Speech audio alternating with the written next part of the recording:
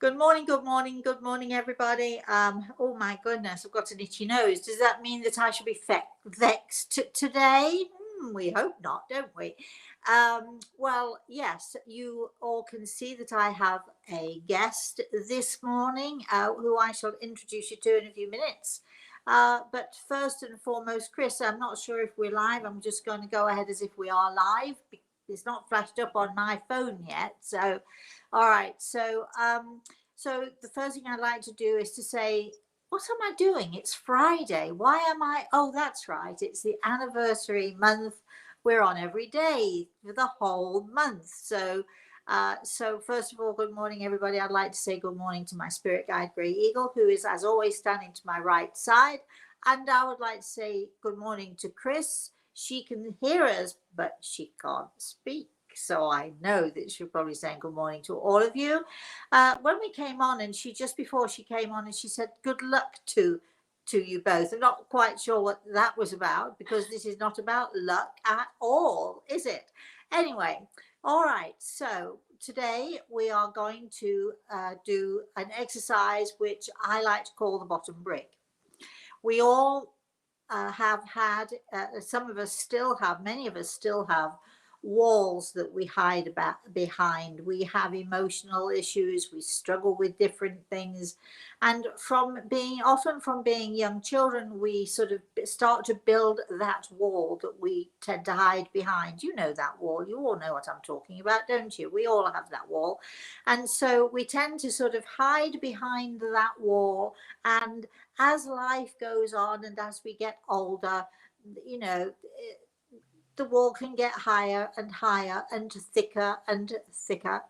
And so when we get to our adult lives and we try to cope with things, or we try to be whatever it is we want to be, sometimes we struggle, because not only does the wall seem to protect us, it also cages us in, and we can become very isolated and in our own head, and we become very isolated with our emotions. And this is when we often struggle to be able to say what it is that we want to say to people. So we have these struggles. So my job today, with our volunteer, our lovely volunteer, is we're going to see if we can knock that wall down. I mean, I know that she's got a wall.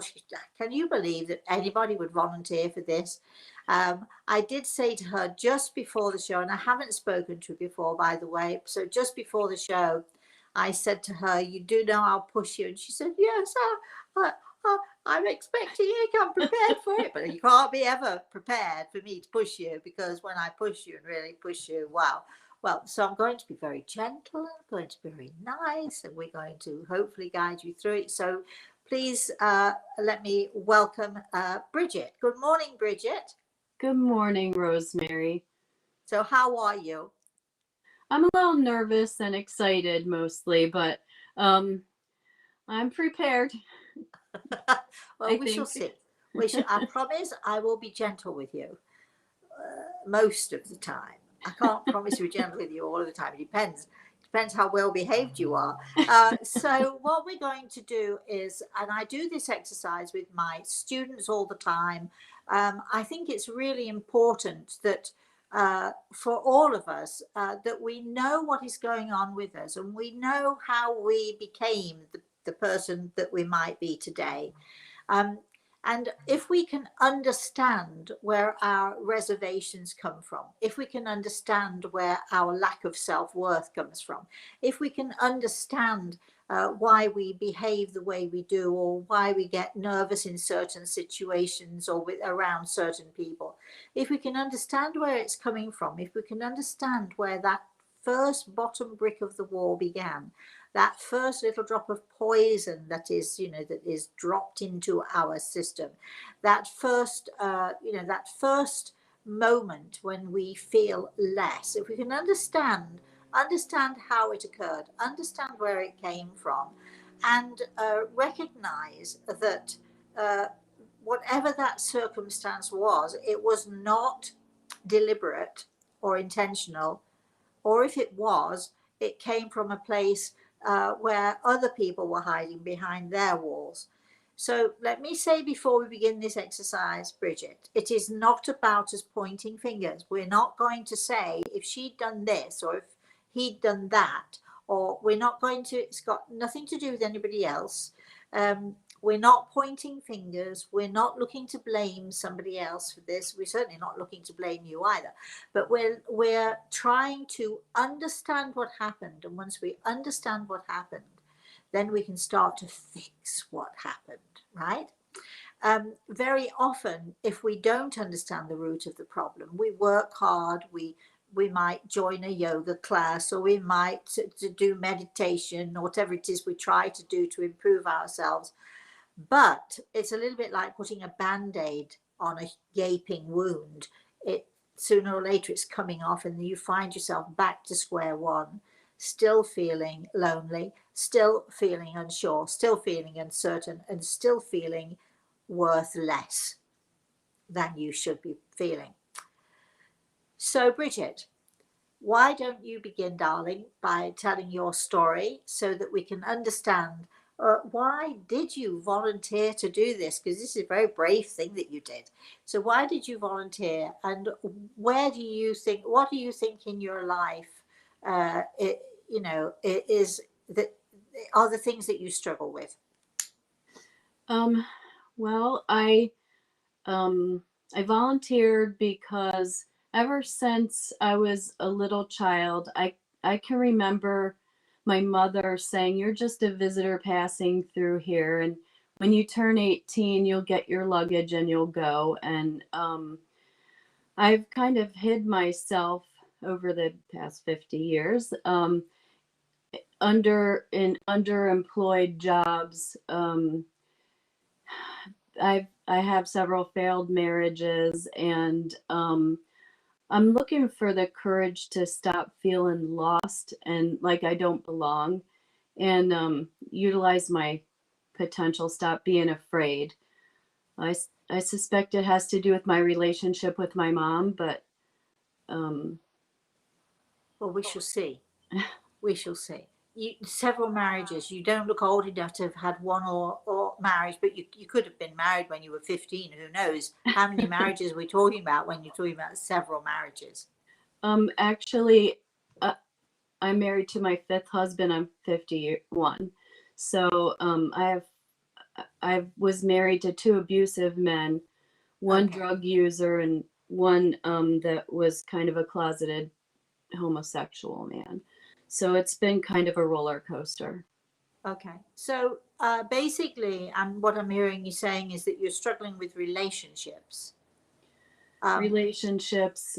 Outside of sort of the love angle of relationships, um, what about relationships with people you work with or with your family? What about those relationships? How do you deal with those? My relationships with my children are really good. Um, my relationship with my siblings also good. Um, my dad, my mother and my stepmother recently passed away with like 60 days apart, and my dad got diagnosed with Alzheimer's. He's been kind of estranged from the family, so I'm the only one that's taking care of him, got him moved, and it's kind of strained. Um, Okay. at, All right. at work, I I get along with most people, but it seems like when I realize that I'm not in the right place, I just find something else and move on. So you're a quitter. Yeah, kind of. Well, the good news is that you have a good relationship with your children. Why? Tell me why you think that is. Um, because I'd never quit them. They're important to me. They're forever, Why? and they're they're the most important to me Why?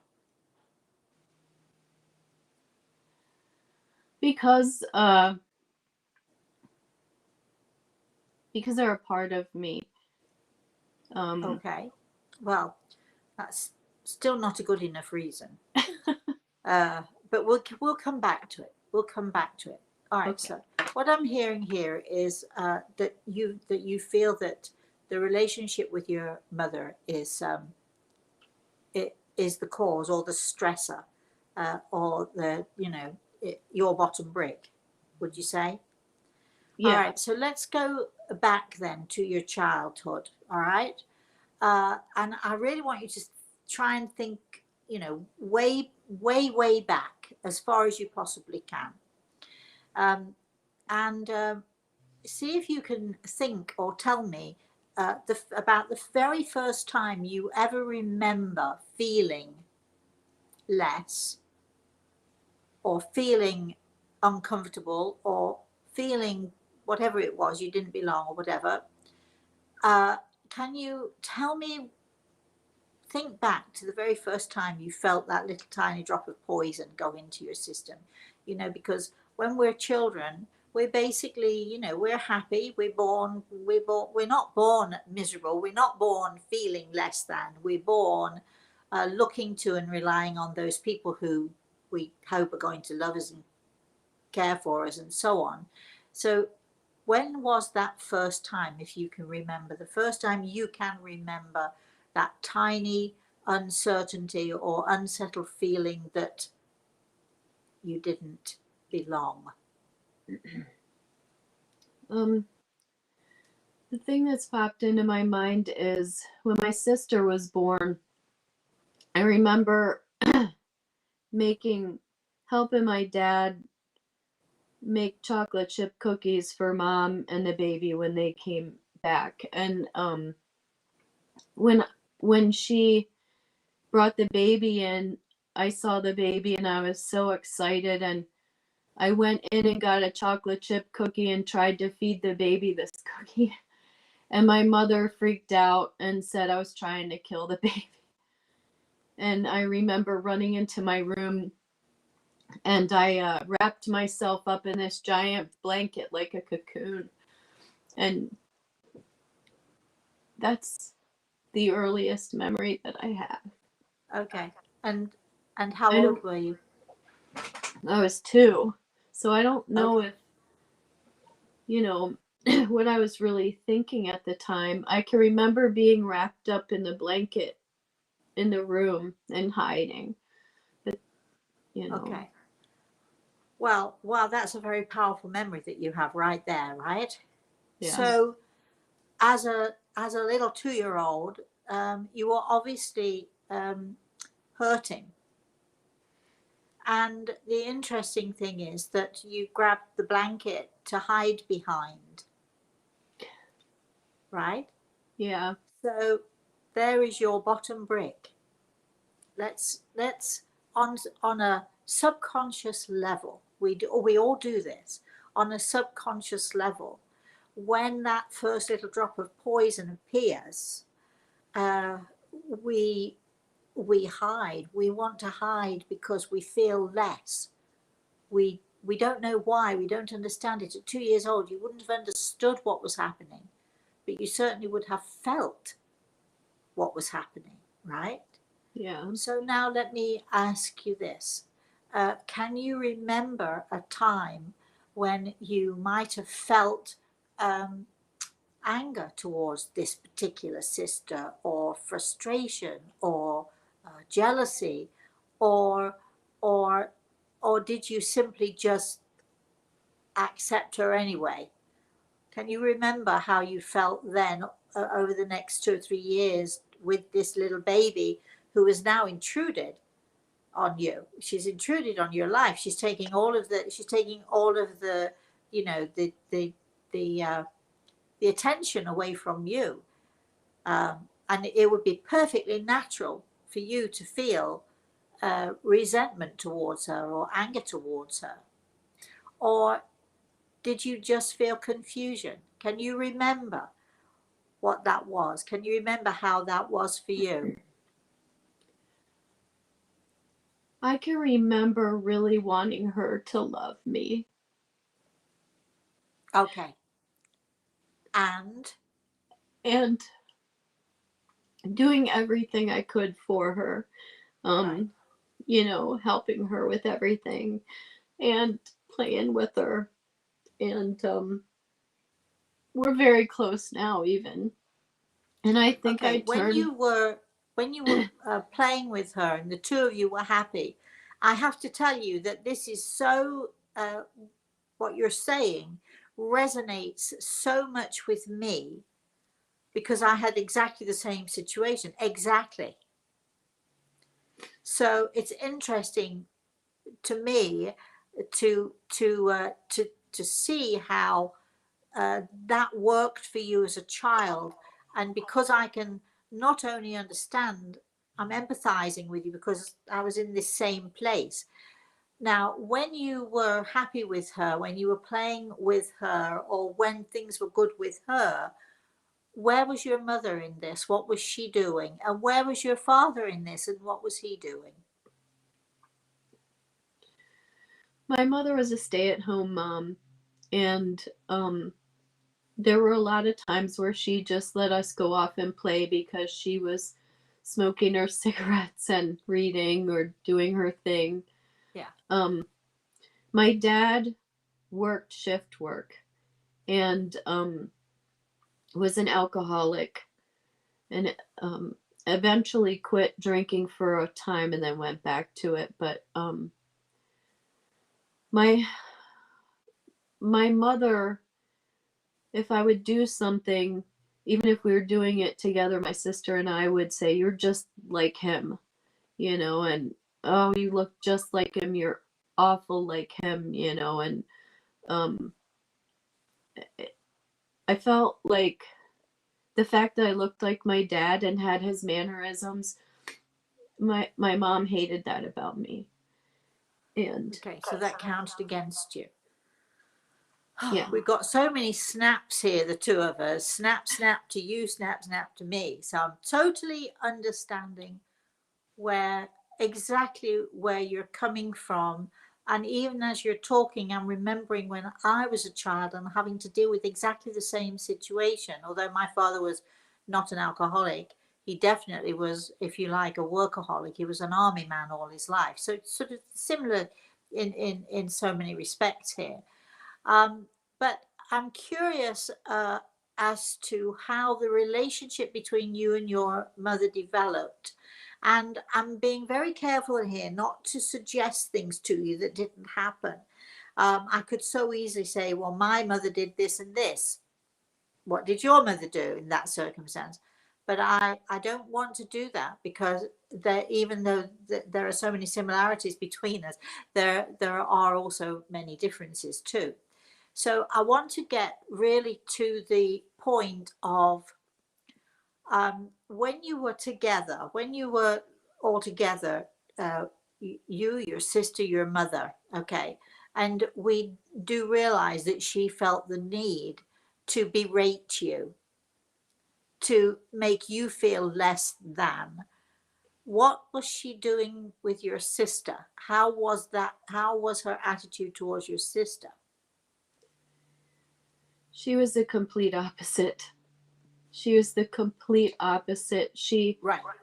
She she loved my sister and complimented her, and I mean, like you said, I'm not blaming my sister, and I'm not pointing a finger at my mom. It is what it is. But there were times, even on Christmas, I would ask for something, and my sister would unwrap it and get it at Christmas.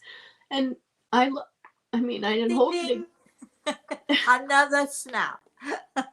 Oh gosh, yeah, it's So now you as now I totally relate to this, and maybe if we have time, I'll tell you a horrible story about one of my Christmases with a watch that I thought was for me, but ended up for my younger sister. It was my turn after all, but it ended up with my younger sister. So I'm so empathizing. All I want to do is sort of come across there and put my arms around you and say, don't you worry, it's going to be okay. All right. thank you. Now, the good news is, because I totally empathize with what you're saying, I mean, I totally get it, because the exact same things happened to me, exact. but you and I were different people. So maybe we handled it differently. I'm not sure. I suspect that as children we handled it similarly, because I know that you're a very sensitive person. And I'm really joyful that you have that great relationship with your children, because it teaches me, it tells me, and it should teach you that, and I always say this about my parents, I feel very fortunate to have had my parents, because they taught me how not to be. Exactly. Exactly. So I didn't want to put words in your mouth, but I know that you will totally relate to me, because you told me you have a great relationship with your children. So on a subconscious level, would you think that it's fair to say, and again, if you disagreed, please don't agree with me if this isn't correct, okay? But would you think it's fair to say that on a subconscious level, certainly for me it was, I was determined that I would not be the mother that my mother was?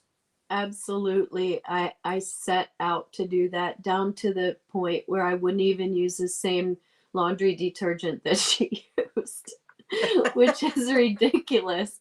I've literally never tried that brand of laundry detergent, and it's ridiculous, but No, um but that explains that how much you really being hurt yourself. And you know, I always am amazed at people who have been abused, because let's face it, you were abused. This is emotional abuse that we're dealing with here, my darling.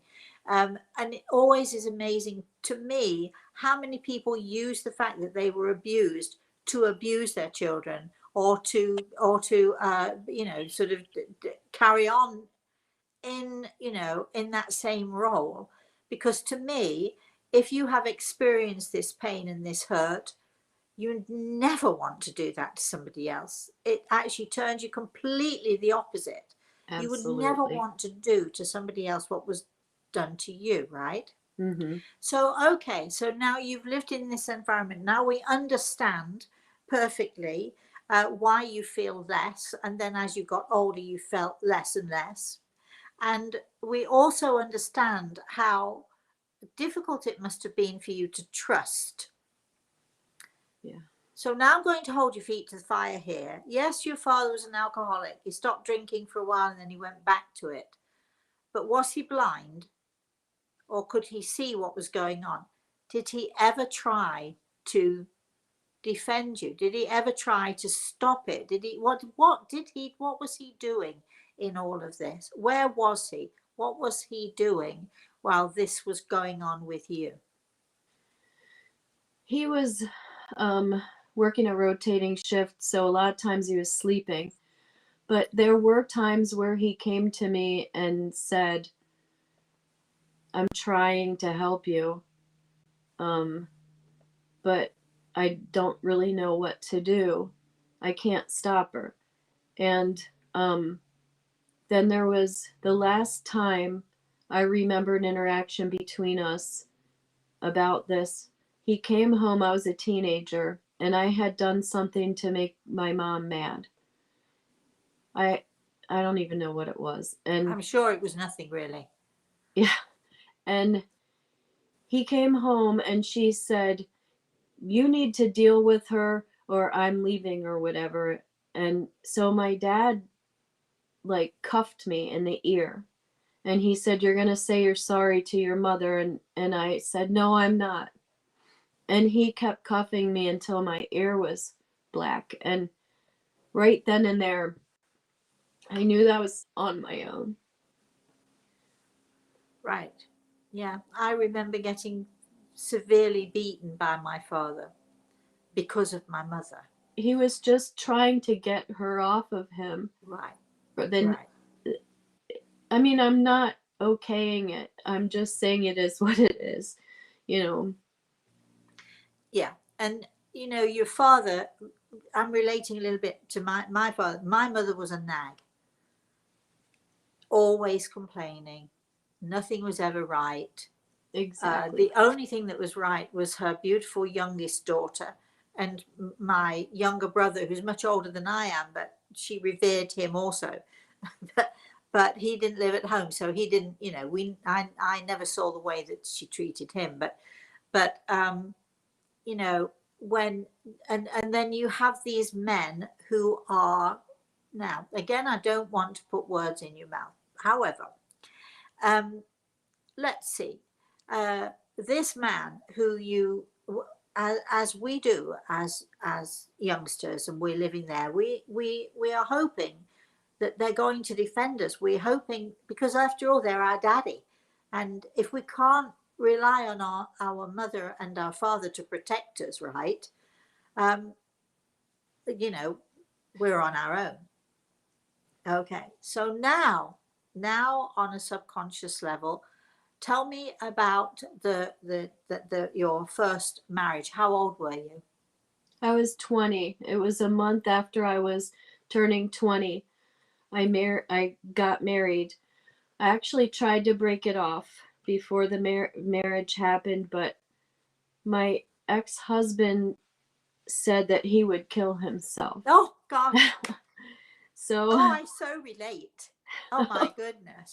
My husband, 2 days before the wedding, went upstairs with a big carving knife and lay on the floor, banging his head on the wall, sort of threatening, "I'll kill myself if you don't marry me." Does that sound familiar to you? he had a knife. Wow. It's uncanny. We could be twins here, Bridget. We could be. This is so unreal that I'm listening to this. And a lot of people listening to this might think that you're exaggerating, but I'm here to tell you, no, because this happens, right? Now, Yeah. so on a subconscious level, you've said you've struggled with relationships. Do you think on a subconscious level, it's because you can't trust, do you think, or you go into relationships because that person seems to want you so much, and you really need to be needed, and you really want to be wanted, don't you? Yes. So you dive in because you feel that that person needs you. After all, if you didn't marry this man, he'd have killed himself. I mean, talk about needing you. He really obviously showed that he needed you until it got you, of course, and then it turns itself around, don't you think? Absolutely. So do you see the pattern of your life? I think you understand what's going on, but how to fix it? What do you think? Well, it just occurred to me that my ex-husbands, I saw them as sort of pitiful in a way. And I figured, of course, they would love me. I'm not really that pitiful, even though I sort of am. And No, then you're when not. they didn't love me, I was astonished, and I thought, it is me. I'm worthless, and why should That's I right. demand a relationship with a man who's respectful of me or Right. successful, Right. And that's So all of this time you've been, as each piece of abuse, every criticism that your mother laid at your feet, every time your father didn't help, or in fact seemed to go over to her side, uh, every time that happened, do you understand the wall that's been building, the bricks that you've been building that you hide behind? So yeah. even though on a subconscious level, this is happening, on a conscious level, we don't really understand what's going on, do we? We sort of, we just feel that it must be us. It must be us that is less, because after all, he said he loved me, but 2 days before the wedding, he slept with a young girl. That was my experience, not your experience necessarily.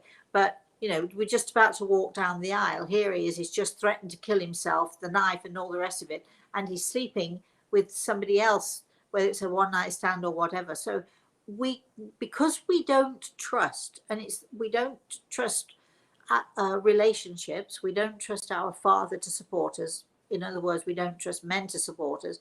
We don't trust our mother to support us. And if we can't trust our mother to support us, who the heck can we trust, right? Who the heck can we trust? So then, of course, then who else don't we trust? The most important person that we don't trust is ourselves. Yeah, absolutely. So absolutely. do you think this might have something to do with the fact of if you don't get on at work, or you don't, sort of you're not successful, do you think it's because you're afraid of failing? Like, do you think on a subconscious level you're believing a lot of what your mother said to you? You're not this, you're just like your dad, he's a failure, you're a failure. So rather than failing, do you think you run away? That's exactly what happens. I just Okay. think I'm blowing this. There's no way that I can continue here. I'm just gonna fail anyway. And Let me tell you a little story. See if you relate, and see if you can tell me a similar story, okay, of something that happened to you. When I was in my 20s, and I had my daughter, she would be about 2 or 3 years old or something. And I used to, all the women used to come to me.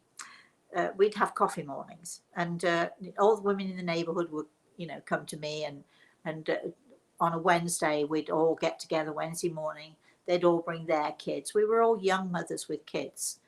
So I lived in a very nice neighborhood, and the families in the neighborhood were nice, and I hate to use that class system, but middle class, sort of educated, college worthy people, right? So every time the conversation came around to what they were doing, or what happened when they were in college, or which college they went to, or every time they talked about their own achievements, I would make sure that I was in the kitchen making tea or coffee, or getting some more cookies out, or just hanging out till the conversation turned to something else.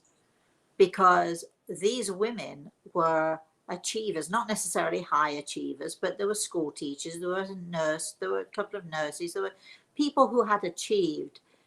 So rather than sit there and wait for someone to say to me, and Rosemary, what about you? Which college did you go to? Because I didn't. I made sure I was removed, so nobody could ask me a question. And then when I come in with the tray and here's more coffee, and I'd change the subject, because I was always very careful to never let anyone get behind my wall and to see that I was less.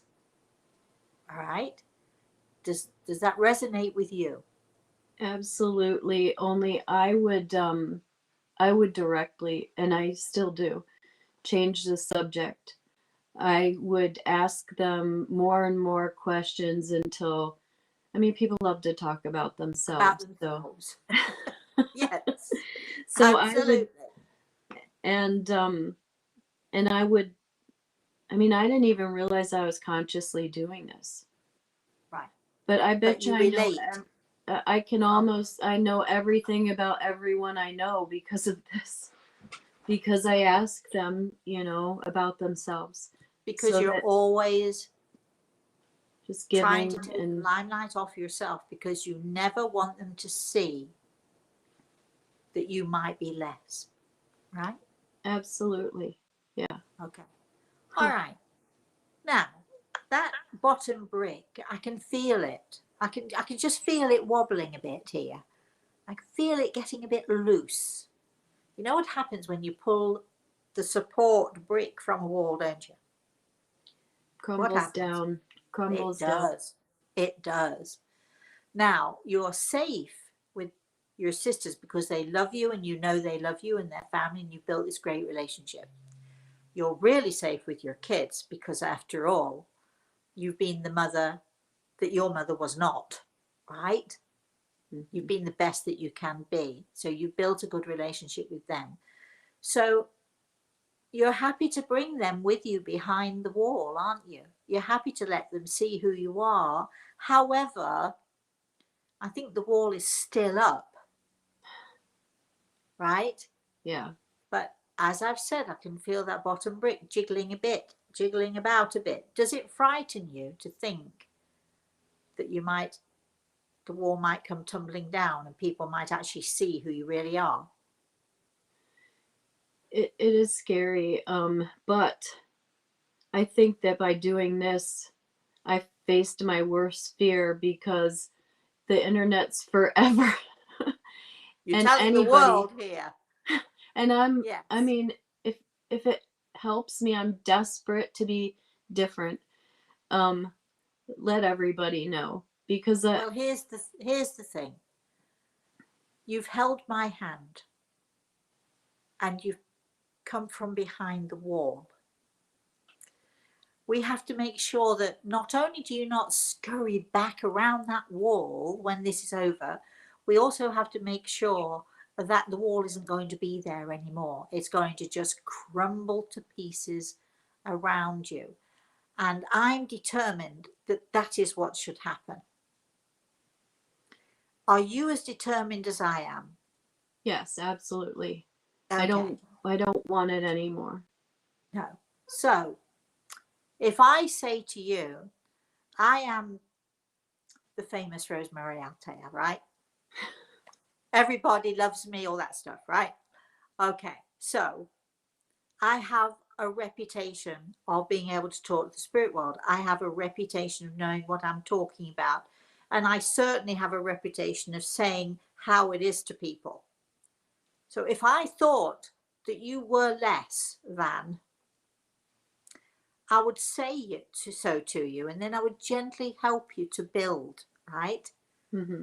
But you have this fantastic relationship with your children, so you don't need me to tell you that you can do it, because you're already doing it, right? You're Mm-hmm. already being the person that you want to be with your kids, with your family.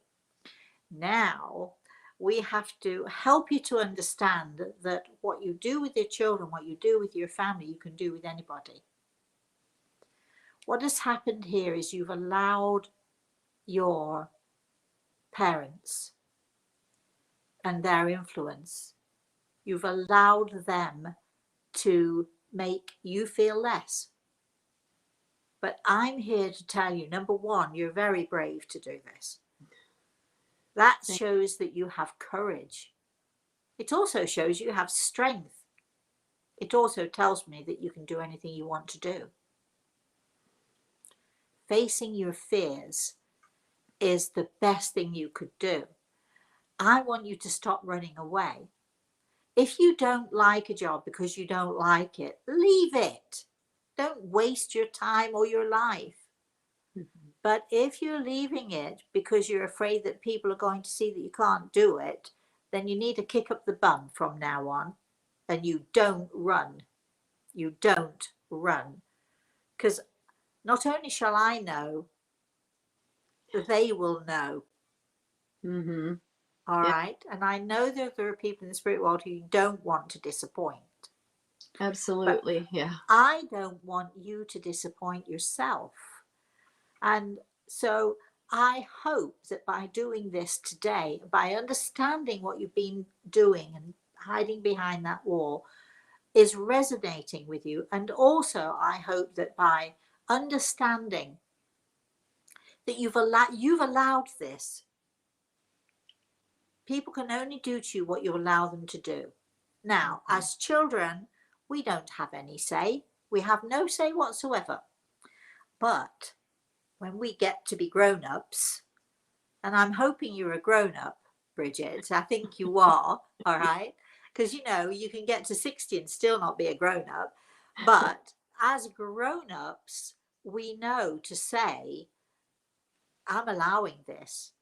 I'm allowing all that negativity to eat away at me. I'm allowing all of their issues, because boy, oh boy, did your mother have issues.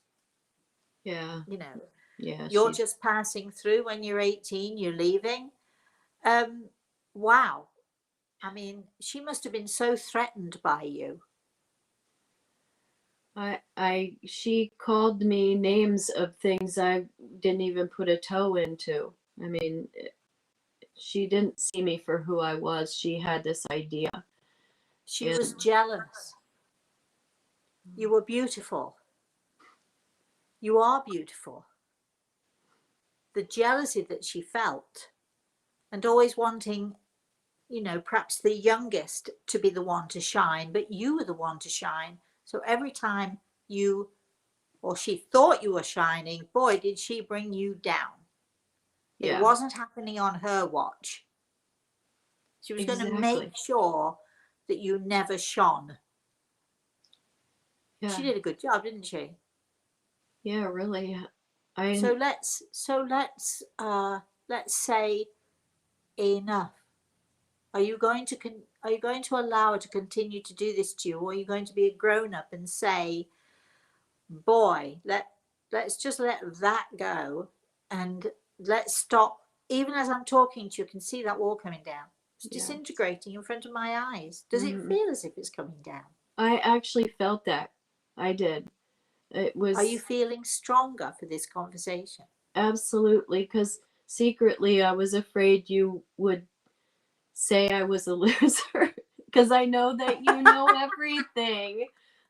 Well, let me tell you, when I said to you, how is your relationship with your children? Of course, I do have Grey Eagle here. So if you'd said anything that wasn't true, we would know about it. You know that, right? But Hmm. when you said, I have a great relationship with my kids, I knew straight away that you were my kind of person. That's who you are. You're my kind of person. You have your priorities right. You let your children shine. You encourage them to shine and to be themselves, right? And I'm sure Yes, they love you for it. they're all amazing, really amazing. They see, isn't that you've achieved? You've achieved beyond your mother. You've achieved beyond your wildest dreams, just as I did. Now you have to believe in yourself. If there's a conversation going on and you don't like the turn of it, be open and say, oh gosh, you're intimidating me. I wish in all those years ago when I used to hide in the kitchen, I could go into that room and say to these girls, well, I never went to college. I never had the opportunity to go to college because my mother would never have let me. She would have never allowed me to shine that far. None of my family went to college. But if I'd have just gone in there and said, well, I never went to college, but I'm really smart, and look how creative I am, because I was extremely creative. We all, you might not have done this, but look what you did do. And I'm looking at you, and you might not have a career that you really want, and you might not have the ability to. I've lost her, Chris. I don't know where she's gone to. Can you? Let's just give her a minute to log back in, Oh, Rosemary. okay, okay. Why don't we, while we're waiting for that, Chris, can you get some comments here? I think people are sitting really focused in on the conversation and are learning from this interchange. Cheryl says this should be a weekly or monthly event. Rosemary is wonderful. Yeah, well, I'm already tired, but keep going, Chris. Yeah. And Cheryl's also saying, good for you, Bridget, for being brave and doing this.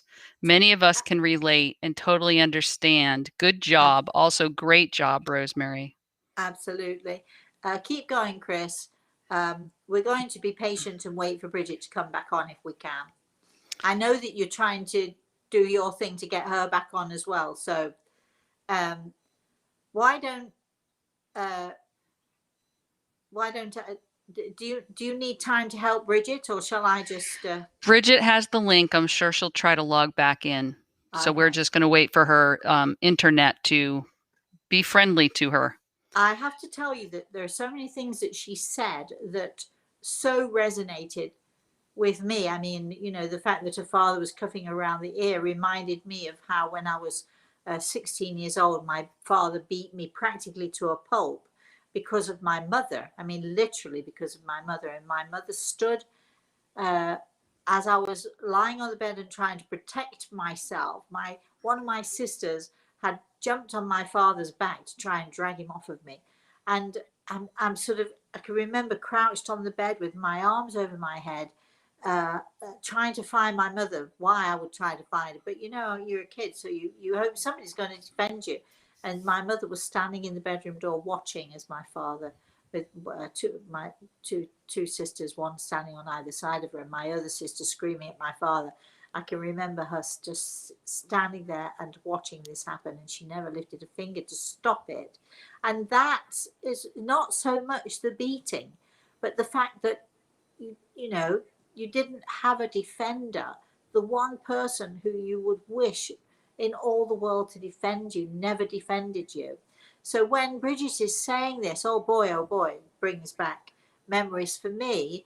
But fortunately, we're taking that wall down for Bridget. Fortunately, we're doing that, really great thing for her. And she'll be able to see what's going on and begin her healing process from now on. How are we doing getting her back, Chris?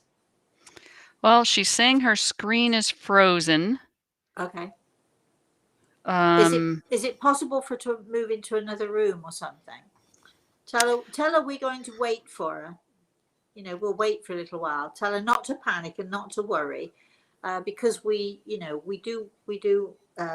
want her back on. She's been so brave, and for all of you out there who are watching this, it's so nice of you and so kind of you to be wanting to help Bridget to deal with this, and being sympathetic and sending all these good wishes to her, because she really does need that support. Chris, is it possible for you to give us any other comments here? Absolutely. So Danita says this is absolutely beautiful. Amy Good. says, wow, profound message, sending healing to all. Sandy says, a great relationship with kids shows that she is changing the victim story and healing the ancestral trauma. Yay. That's exactly right. So exactly right. You're all spot on here. Cheryl's wondering, Rosemary, at what point did your walls come down? Oh golly, that's a long story for another time. I think that when I wrote my first book, I think that was when the wall finally crashed, totally not only crashed but disintegrated. But I think my walls were coming down long before that, because I mean, remember, I was very lucky. I had Grey Eagle, and I had my father in the spirit world. I had a lot of help from a lot of people. So I do have to say that, of course, I've been lonely. We all are lonely at some point in our lives. You can be lonely in a crowded room. I can remember being in a swimming pool once. The swimming pool was crowded, and I remember feeling so lonely and so alone in that swimming pool, ridiculously. There you are. We're back. Hi. Can you hear us? You need to turn on the microphone. So, Chris, help to turn on the microphone, because we can't hear her. We can see you, but we can't hear you. Turn on the microphone, Bridget. So I can remember I'm going to keep talking while we manage to get Bridget back on sound. Did we lose her again, Chris? I'm going to just keep on talking while we figure this out. Yeah, she's signing out and signing back in. Okay, that's okay. But I forgot my train of thought now. You were talking about your bottom brick. We're all lonely. We're all alone. But, when I look at all of you, people say to me all the time, well, what's it like? Isn't it a bit crowded in your life? Don't you have all these people around you? I remember just the other day saying to everybody, gosh, my living room is so full of people, and people say to me, "What, what's it like? It's a bit crowded and so on." And I laugh because when I look at all of you who don't see, and all of you who are not aware of the spirit world, I do wonder about you all. Gosh, isn't it? How do you manage? Isn't it a bit lonely? Don't you feel lost? Aren't don't you feel alone sometimes? I wonder, because I have never ever had it any different. I've always been in a crowded place, in a crowded space, with the spirit world around me. I've always had them there to connect with. I've often been confused about it and often been afraid of it, but I've always had them there. So I've never actually known what it's like to be on my own. So when I look at all of you, and I wondered when I listened to Bridget, and I listened to her story, and I'm listening and hearing her saying, how alone and lonely she felt on her own and hiding under the blanket and being alone. When I hid under the blanket, which I did every single night, when I hid under the blanket, I had faces and heard voices, so I was never alone. But Bridget was truly alone. So I do wonder, what's it like for all of you who don't see and who don't hear? Don't you get lonely sometimes? Anyway, do we have Bridget back?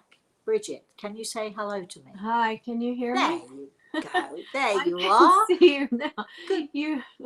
Sorry, you just froze, and then I was. Don't be sorry. Not that you got to stop saying that. Okay. Because really, it's the internet. It's nothing that you did or didn't do. So, all right. So, we've listened to a few comments, and everybody here who is calling on the chat, every single person is being so supportive of you.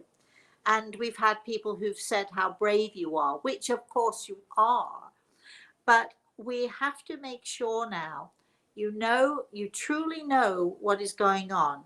Has what we have said today and what we have done today, has it given you any revelations, or is it just that it has totally confirmed what you thought? But how do you feel having done this? Because if I say to you, and if you were lacking something, I would tell you. I would be very kind about it, I hope. And then I would try to help you. But actually, I don't think you need to change yourself at all. I think you need to change the way you run away. And I think that you need to stop, if you can, or learn to trust yourself, and consequently then to learn to trust others. Stop diving into relationships because you need to be needed. Mm-hmm. Stop diving into relationships because you need to be loved. Because right here, right now, with all the comments we're getting, you are so well loved, and you are well loved by your children. You're well loved by your family. And there are all these people here who love you. So just make sure that the next time you have, you're thinking of diving into a relationship, can you do it slowly? Don't dive into that relationship because you're feeling lonely, or because it won't cure anything, it won't solve anything. And don't dive into that relationship because you just feel so lonely and you just would like someone to love you. Make sure that they are worthy of you. It's not whether you're worthy of them. You make sure that they're worthy of you. And if you have that attitude, trust me, you'll be discarding them right, left, and center. You'll be saying, no, not him, and definitely not him, and oh my gosh, no, don't know. Until you find that person who will value you for who you are, which is such a special person. So let's hear from you. How do you feel now that you've done this? You're not feeling nervous anymore, are you? I hope. No, not at all. I Okay. actually feel like I'm 10 feet tall. I feel like I grew. I don't know. I feel like I'm not being pressed down anymore. And it just occurred to me that I have so many choices to do or not do. I mean, I felt powerless, and now it's amazing to me that I felt so bound before. Well, I do feel as freer. I said, when we're children, we don't have a choice. But when we are grown up, we know that everything we do is about making a choice. Every day is about making a choice. And as when we're grown ups, you know, we know when the choice is a wrong one. We do know it. We know it inside of ourselves. What we have to do is we have to learn to be brave and to say, if the choice is a wrong one, you know what? I'm changing my mind. I'm choosing to be strong. I'm choosing to be me. I'm not choosing to go down that road. Mm-hmm. I remember when my husband was banging his head on the wall, holding the knife in his hand, there was some part of me that knew he wouldn't do it. And now, let me tell you, growing stronger and becoming more adult and more sure of myself, I would have absolutely said to him, the new me, the grown up me would have said to him, off you go then. I would have walked away because really and truly, he would not have killed himself because he's far too selfish for that.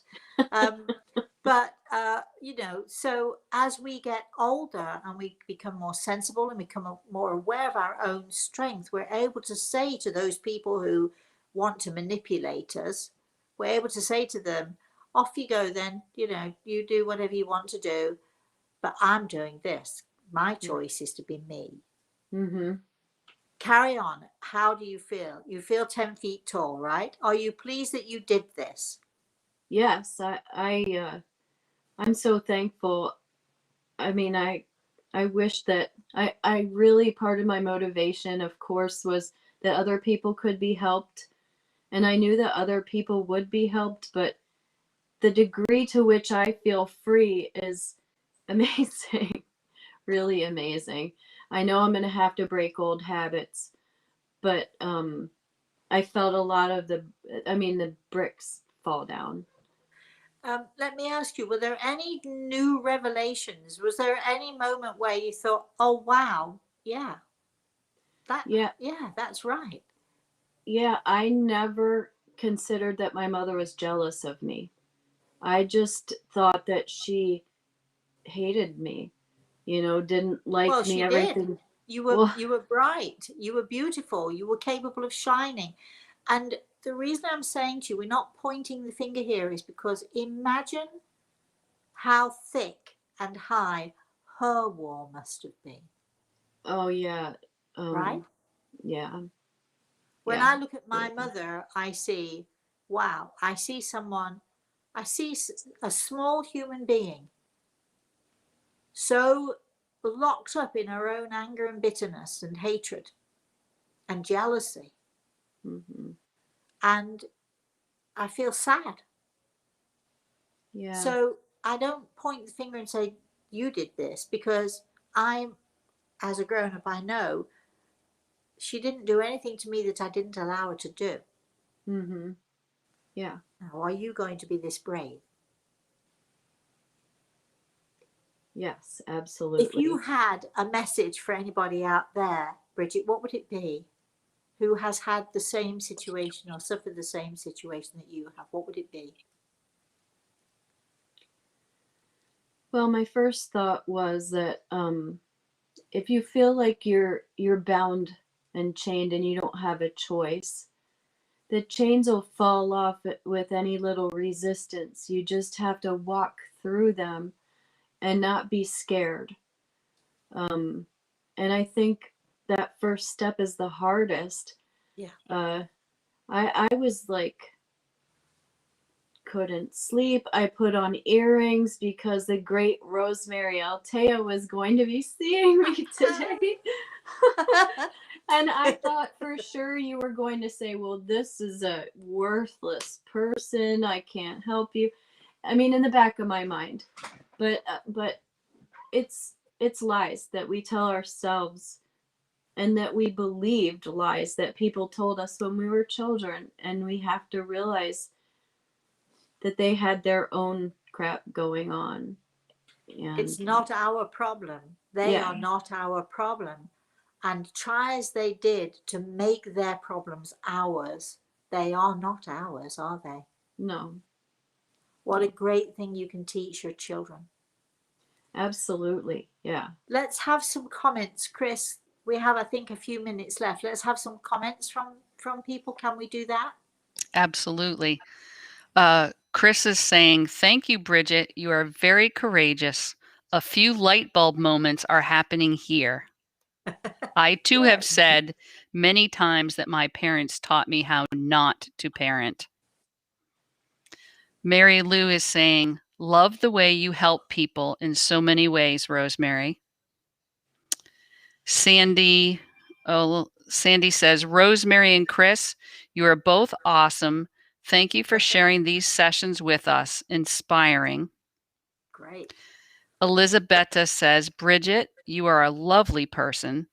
I cried listening to your story. Be proud of you. Yes, I like that.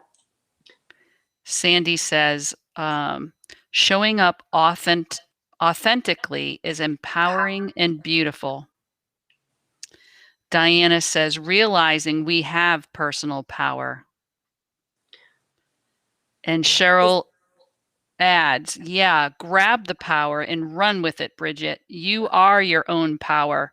Try new things and amaze yourself. There you are. We could go on and on, I know, Chris. But we can't actually go on and on because I've got things to do. And Bridget, I know you've got things to do. Yes. So I would very, very much like to say to you, when I really started to feel and also to see that bottom brick wriggling away there. And I knew that it was coming down. I was so excited for you, really excited for you. You are worth my time. You've had my time today. Do you know how many people would give anything to have my time? And here we chose you. Does that tell you something, Bridget? Absolutely. Thank you so much. But thank you so much because you have inspired. Listen to some of the comments that we've had and how inspiring you are to other people who wouldn't dare to come on and tell their story, but maybe they'll dare now to come from behind their walls. I think you and telling your story and us doing this exercise has given them the courage, and that's down to you. So all I can do is hold your hand and lead you gently, but you were the one who stood here today and really have inspired all of us. So thank you very, very much for that. We do want you to keep in touch with us. We want you to, give us updates from time to time. So I'm going to ask if you will email Chris from time to time and just let us know how you're doing, because we really do want to know, because we're invested in you. I've just invested all this time and energy in you. Better let me know how you're doing. Absolutely. So, okay. Thank you, everybody, for watching. It's been a real pleasure for me today to have my guest, Bridget, on the show with us. Chris, I know that it's hard for you. You can't talk. Finally, I've got Chris where I want to, where she can't talk. Although actually, with one press of the button, she could cut me off. So I better be nice to her. So I'd like to say thanks to Chris. Especially, I would like to say thank you to Grey Eagle, because without him, I'm not able to help Bridget. And I know that he was really rooting for you today, Bridget. And he's rooting for all of you out there who have listened and been inspired. And hopefully, many of you have been inspired to attempt to come out from behind your walls, to understand that we do have the power to be who it is we want to be, and we do have choices. Make the right choices. Strive to make the right choices. And the right choice is not always to please everybody else. Very often the right choice is to learn to please yourself. Don't be a martyr. Don't be a victim. I think we've just come out from that victim mentality here, Bridget, and you are a victor, absolutely a victor. So thank you so very much. All right, everybody. Tomorrow will be story time with me. Oh yes, me telling the story at 11 a.m. Eastern Standard Time tomorrow. We will probably be doing an off-the-cuff stuff tonight. I went out for dinner yesterday and I felt so fat and tired by the time I got home. Not really, but tired, yes. Um, that I decided I couldn't do the off the cuff last night. I was far too tired, but definitely I think we're going to be doing off the cuff sometime later on today or tonight. So I look forward to doing that with you all. This afternoon, I'm having an interview with somebody. I have no idea who it is who's interviewing me, but we hope it goes as well as it went today. On Sunday, get ready for it, everybody. I told you all that I was making creme patissiere, and actually I'm not making creme patissiere at all. I got it completely wrong. I'm making creme anglaise, which is another word for English custard. I'm going to show you what to do with it. So we're making creme anglaise. I'm going to show you that on Sunday morning. Again, I think that's at noon. Go to the website. Chris has put up a calendar. Click on the calendar. You'll see what we're up to. We're doing something every day this week and next week sometime and next month actually, because we're celebrating the 25th, the 25th anniversary of the Eagle and the Rose. Thank you, Bridget, for being a part of our celebration, because, you know, you're making it a really great celebration for all of us here. So I guess that's it. I can't think of anything else to say to you. Next, well, wait a minute. Tomorrow, our story time is going to be a little bit special. The following week, of course, will be our webinar, Grable Speaks. I can't wait for that. If you want to know more about that, please go to our website, rosemaryaltea.com, all one word. In the meantime, everybody, Grable has his hand on my shoulder, thanking you, Bridget. In the meantime, please, everybody, have a very, very blessed rest of the day. And if I don't see you before, have a very blessed weekend. Thank you.